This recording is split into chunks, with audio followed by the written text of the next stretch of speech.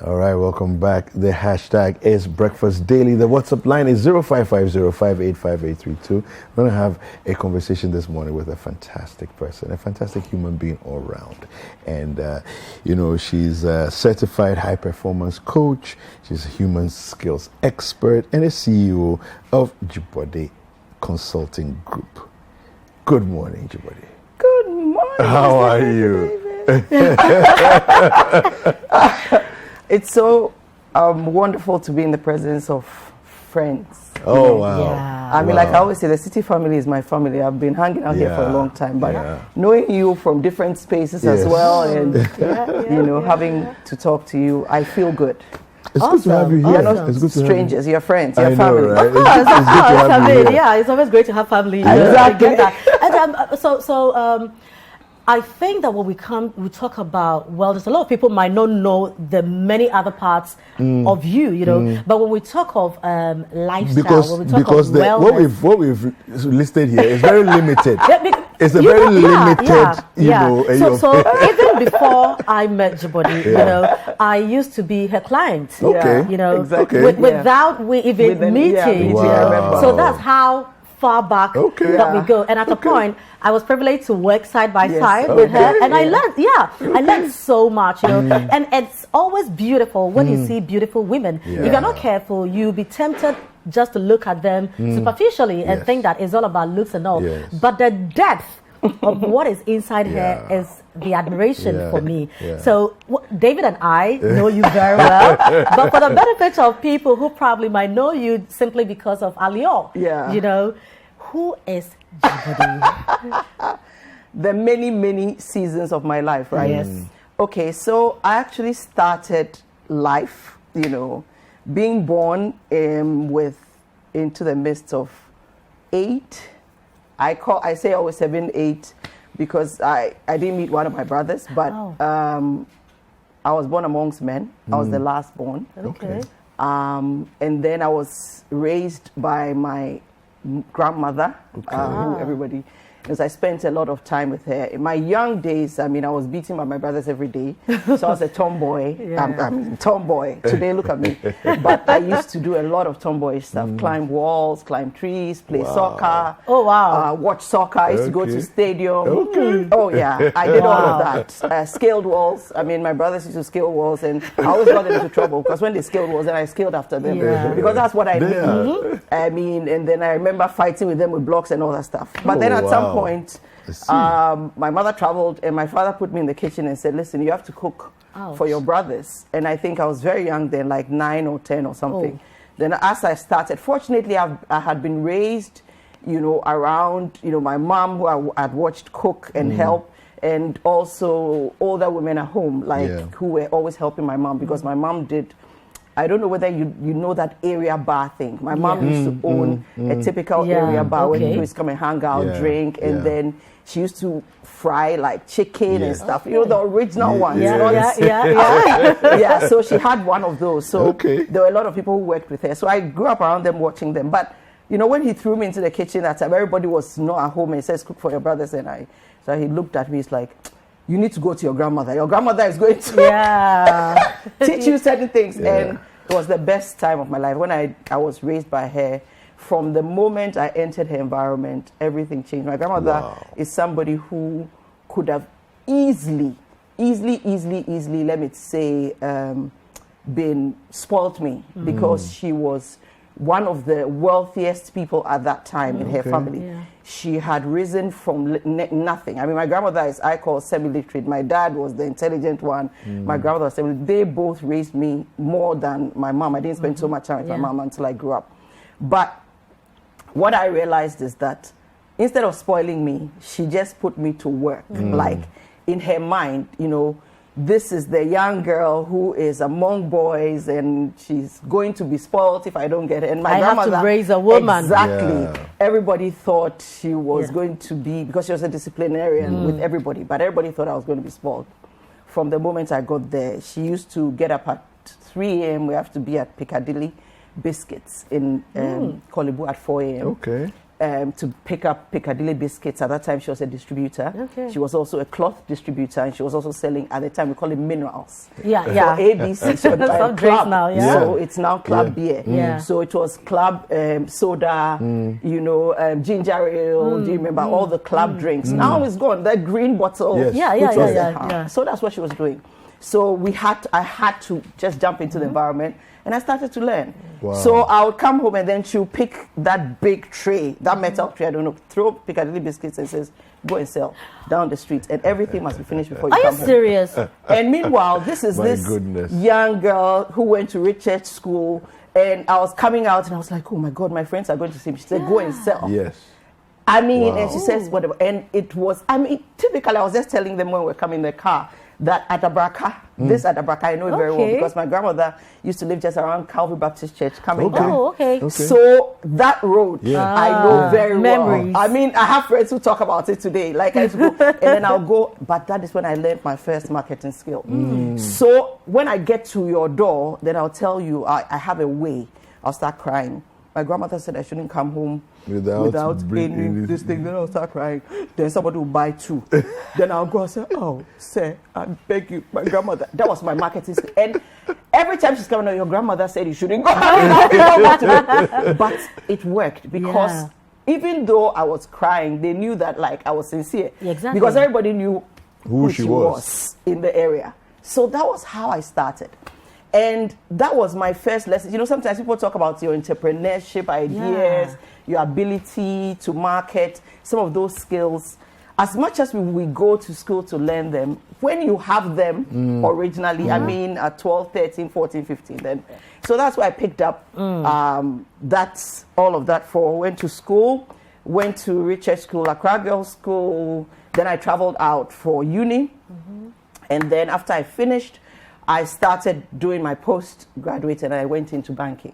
So what people don't know is that my career, by career, I'm a banker and then I'm a financial consultant because that's what I did in my previous life. So for years, that's what I used to do. So people who know me, you know, see me now in corporate, working in corporate, you know, like I do a lot of corporate work in consulting. People are like, how does she get it? So I was in banking for many years. I went into banking through what we call the management training program. And then I, did banking. I did from, teller, customer service. I did all of that into branch management.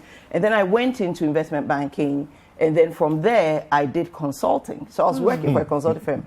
Then I had this wave, in my craziness. I mean, there were times that when I was working, I would leave and travel. Like I would leave for a meeting. People used to think travel was fun. But listen, you leave for a meeting today, prepare for the meeting, make the presentation, and they expect you to be back the next morning. I mean, I was struggling and I was having burnout.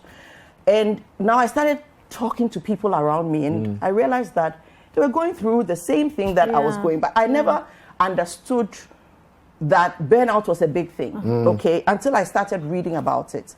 And then I heard about this whole wellness movement that had started, that you can actually take care of yourself by being in a particular place, relaxation, blah blah blah, and it's actually a service that people offer. That was when I heard the word spa. This is, do you know that I was sitting this morning reflecting? I realized that 2023 is going to be 25 years since I started my business, Aleo Spa. Wow. Yeah.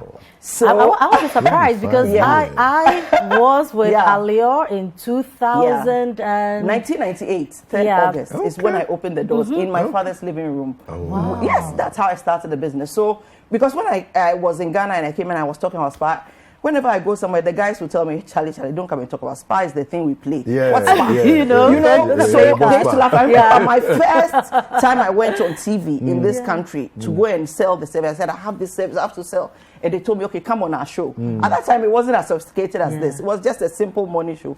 And I said, spa, and spa means water. And they were like, what? No, spa is the cards we play. We argued, and then I left the studio. I remember very well. But then I was moved to try and understand the market Ghana then, because at that time Ghana didn't have anything. They only knew of beauty and salons. So I said, listen, let me start with what is known, then go into the unknown. So that is how I got into the business. So when I started, my sister-in-law, and then I had these girls who used to braid my hair in trade fair. I remember very well. And their boss traveled.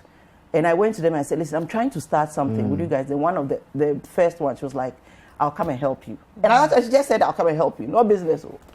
So I bought the dryer. I started with, today is 30 Ghana cedis. Then it was 300. You know where I had 300 cedis. So is it, I don't know where it's 3 cedis or 30 cedis, but that's how I started. That was all I had, 300,000 exactly. And that one, I borrowed money from here, from there. In my father's living room. And that's, the place was, I remember, very dirty. I went to clean it, and then we went to buy the rollers, the stand, this. At that time, I was working full time. I was working like from 5 a.m. to 12 midnight. And then I would, before I left to work, I'll prepare the place, clean the place with the girls, do this, and then have them, show them exactly what to do. I'm wondering what the motivation was, because banking was there. I mean, you knew it, all the consultancy stuff you were doing. These are things that people had done already, So it's something established. If you're coming into it, you're not too scared. I mean, it's now that we have the financial sector cleanup, and so you're not too sure with stuff like that.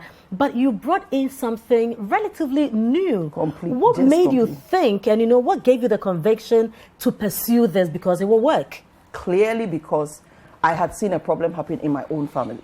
So I say that the provocation to actually start my business came from my mother.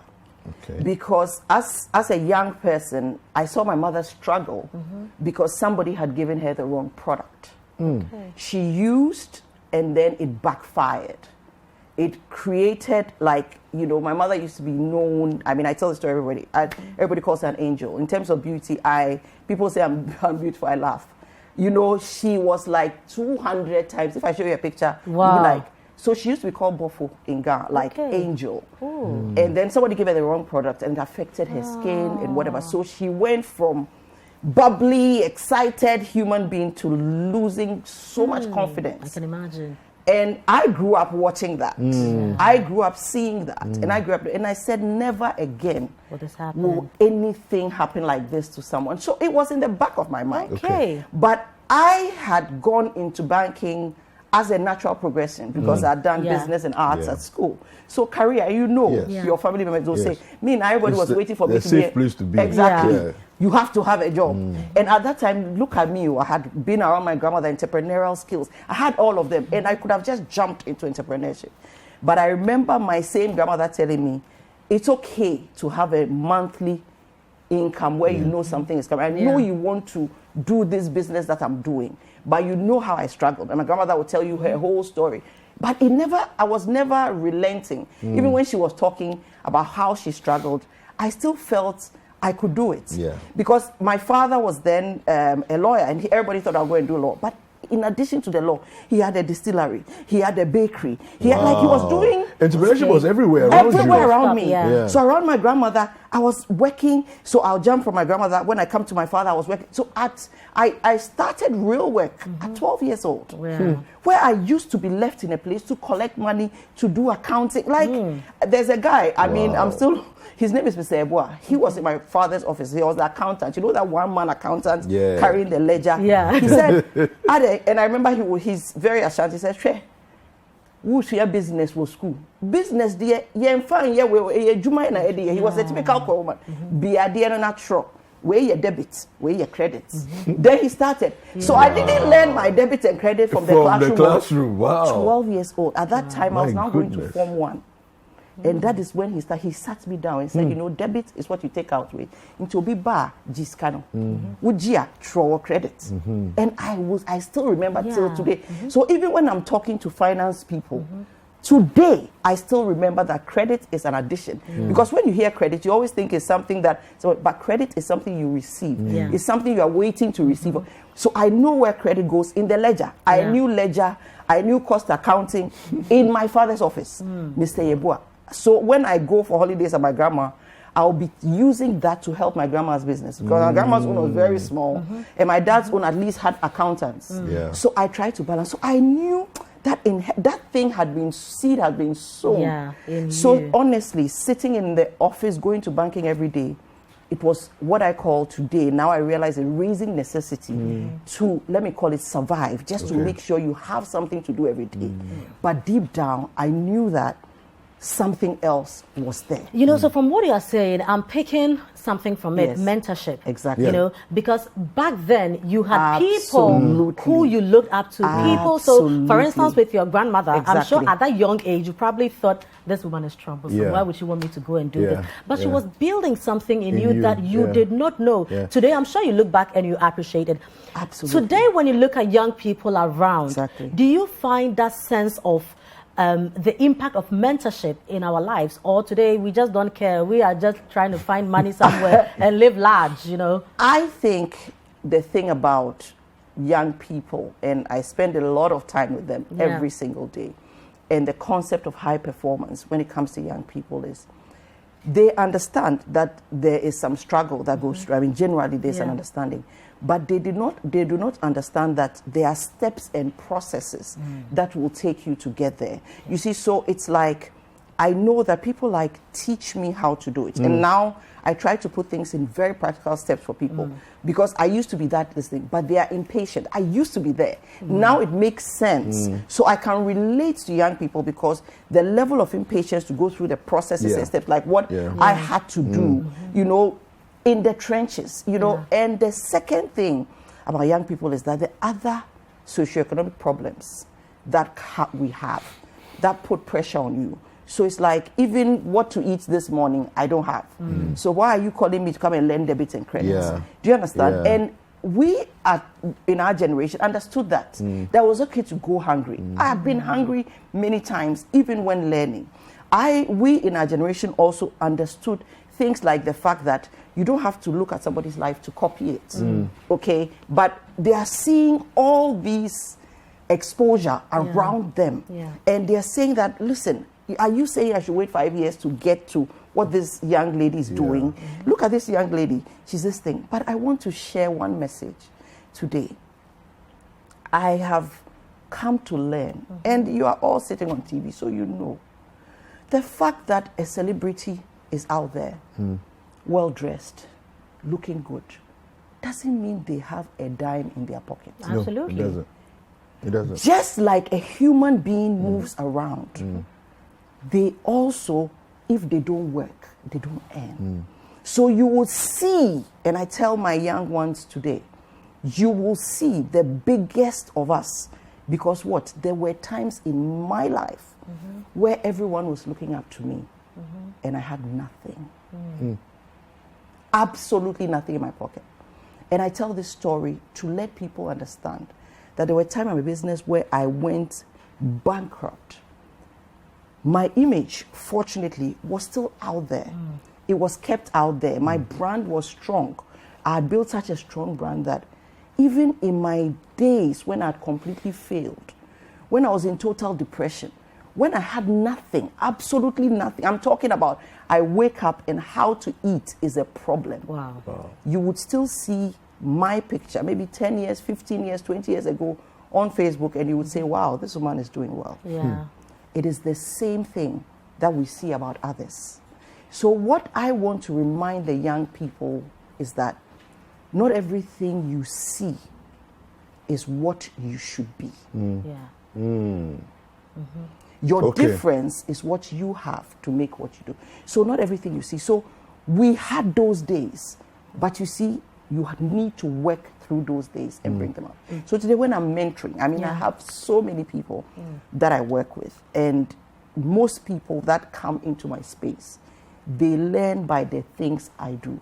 You know, I have realized that those ingredients that I took my time to build, one of the biggest ingredients, and you just said it, for me, that provoked what I do today was restlessness. I don't know whether you know that feeling, and I know you guys probably have had it at some stage in your life, where you know that you have potential to do something. You don't know where to start from. You don't know, you try to talk to people, you call everybody, say, oh, call this person. You watch people on TV, you read something in a book, you know you can't do it. But there's no way. So you are restless, you are confused. At times, do you feel stagnant? And your self-esteem issues tell you that it's important. That restlessness. Yeah. And that restlessness, a lot of young people are facing it now. They want to be freelancers.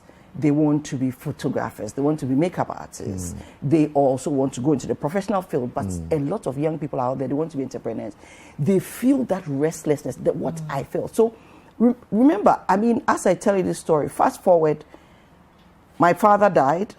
My grandmother was older now. I was in this gap and I was in this space where now there was really nobody around me to teach me, to mentor me, to guide me. And I had to rely on everything I had. But even with all of that restlessness, my struggle was how to. I had watched it done. I had watched my grandmother do nice things. But how will I have the confidence to talk? You know, sometimes it gets to a point, you know, and this is for women, you know, so you want to do so much, and you have always been very busy at a very young age. You are now a wife, you are now a mother. How were you able, you know, to juggle everything, and how were you able to take care of yourself? Because I think that most of the times in trying to attend to everybody and everything, you lose out on yourself. How were you able to handle all these things and still look this beautiful? The issue is where I was going. You lose, when you're on your journey, there are a couple of things that you need. You lose self-esteem. Even I always say it's even guys too, you know, at a young age. And I'll come to but trying to create that integration. You lose confidence, you lose self-esteem, you are restless. You know that what this guy is doing, I can do it better. What this lady is doing, I can do it better. I have the ability. But even when you get to a place, when you have an opportunity, you can't speak.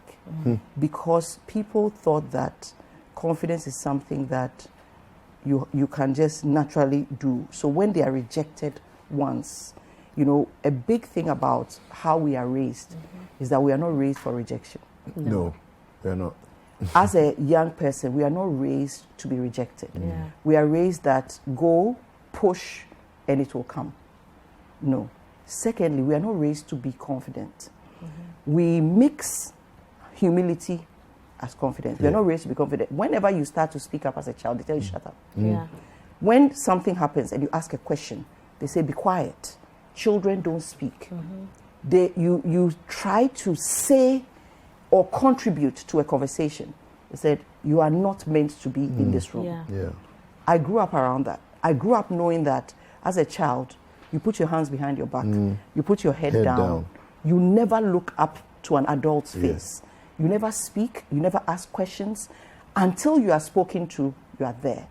So in spite of all the things I saw, which right now I can say with ease, I grew up around that.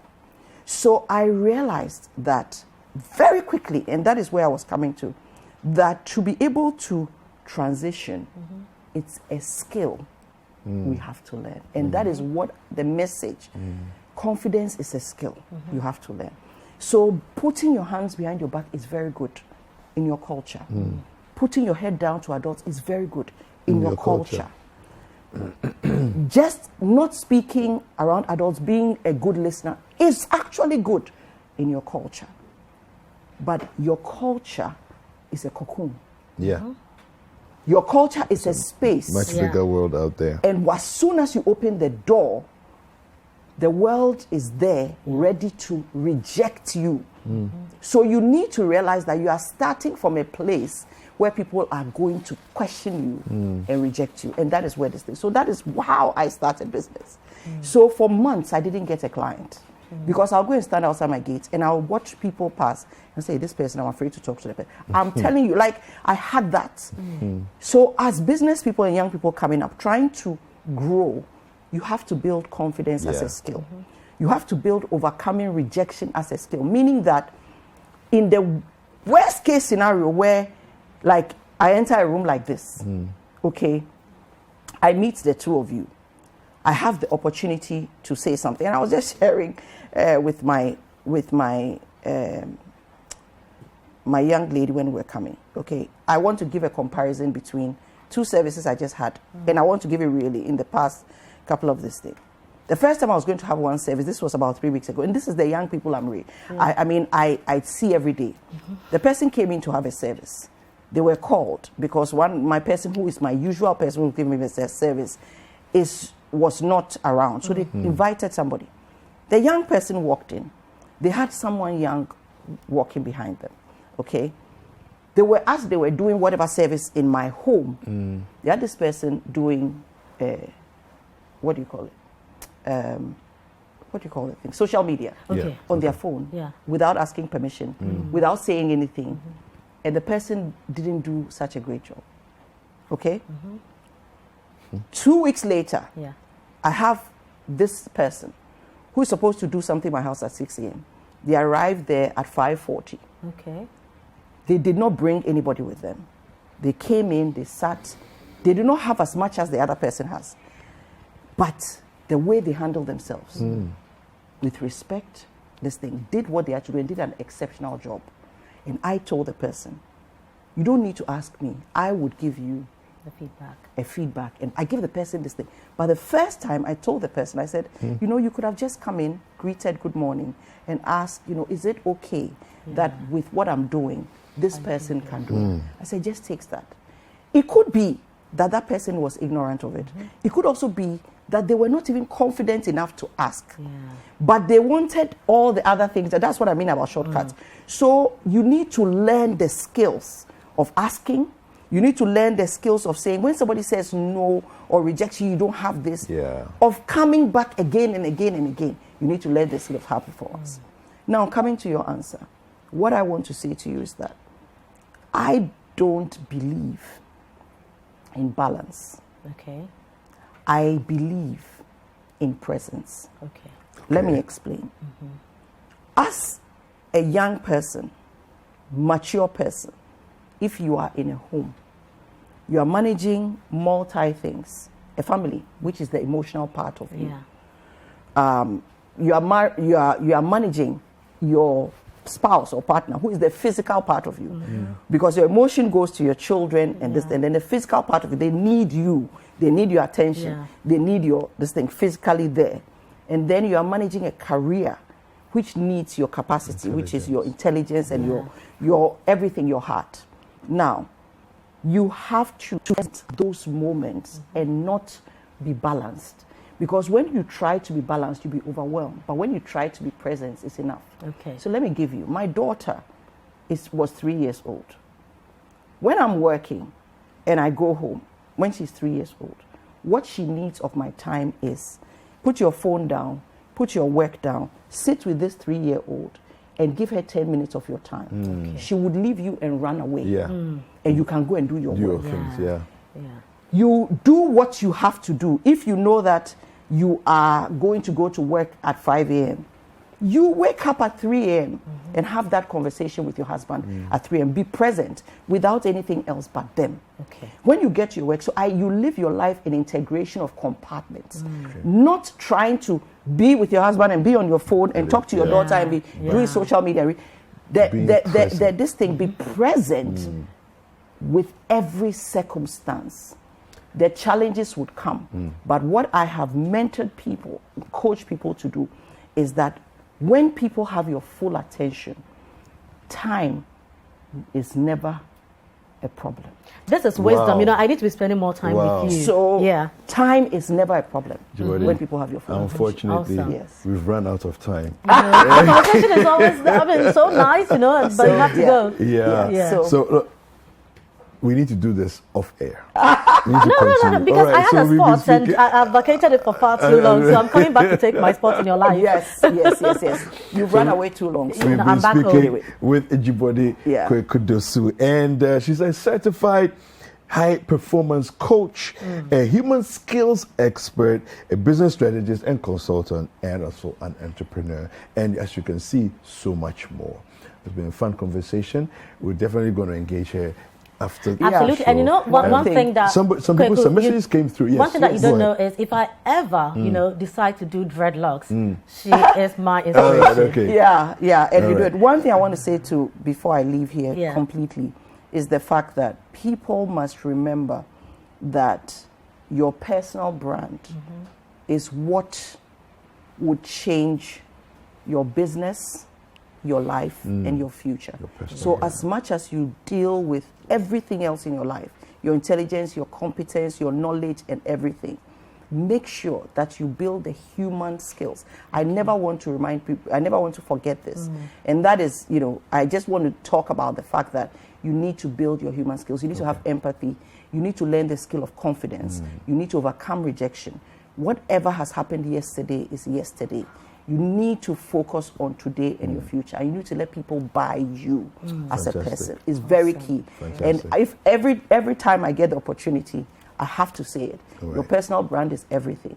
And that is what people are lacking today. So make you a key thing. Great. David and I have a date with you next week. Yes, and I have copies of my books as well. A new book is out. Yes. And I'll make sure you guys get it. Isinam Intema is asking, do you have mentoring sessions? I think you do. Yes, so I do. And she should just look out for my social media. Send us a DM. There's some exciting news coming soon for all those who are looking for Dzigbordi to mentor them. There's going to be transformations coming up very soon. I'm changing